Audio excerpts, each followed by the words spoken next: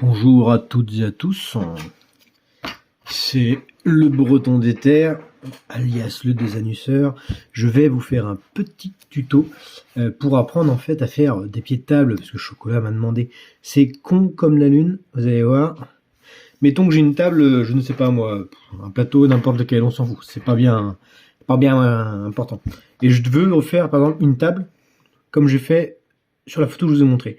Donc la hauteur sous table elle est de 700 mm. Hop, moi je parle tout le temps en millimètres, hein, donc voilà. Et la largeur était de 700. Donc en gros j'avais sur mon établi pour commencer ma création, j'ai fait un carré de 700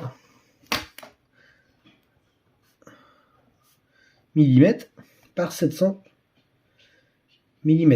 Ça représente la surface en fait totale de ma table en gros. De là, je me suis dit je veux un X. Donc mon IPN faisait 100. Donc je sais que mon IPN, vu qu'il doit pas dépasser les 700, c'est-à-dire que le cul de mon IPN arrive ici. Et le départ de mon IPN arrive pile dans l'angle. Donc quasiment à 45 degrés. Donc tac. Je trace ma première génératrice. Ensuite, fatalement, je sais que mon IPN il fait 100 mm. Donc je trace, boum, mes 100 de largeur. Tac, comme ça. Hop. Et je viens prolonger. Tac. Tac. Bon, évidemment, du coup, là, il y a un petit peu qui va déborder. Donc moi, je fais le choix de le laisser. Parce que, globalement, j'avais envie de le laisser. Vous pouvez aussi le couper. Ou alors, vous pouvez décaler ici. En fait, c'est vraiment comme vous avez envie. En fait, il n'y a pas de...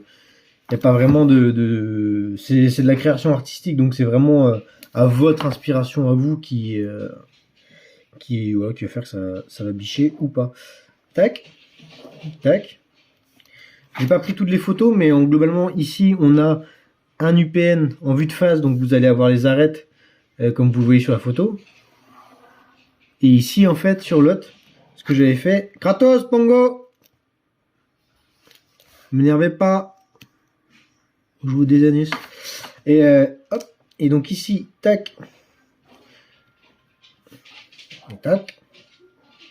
J'aurais pu, si je veux, par exemple, venir couper droit ici pour pas que ça déborde les 700.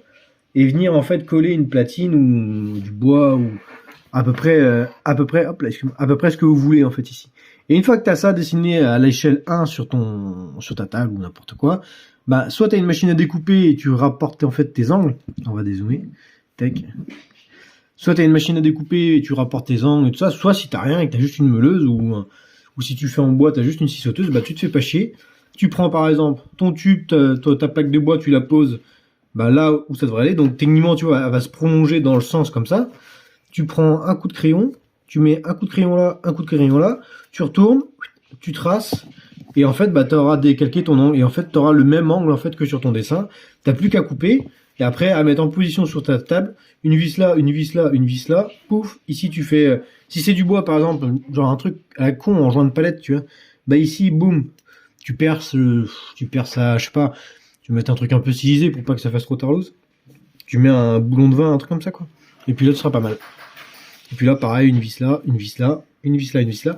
Si tu veux gagner en solidité, ce que je te conseille, c'est de ramener sous la table. Là, on le voit pas sur la photo, mais il y en a un. Sous la table, tu fous un plat qui reprend en fait tes deux extrémités. Donc du coup, en fait, tu vas trianguler globalement. Ça bougera jamais. Et tu pourras déglinguer mon mode dessus. Et elle pourra même prendre du poids avant que ça pète. Voilà.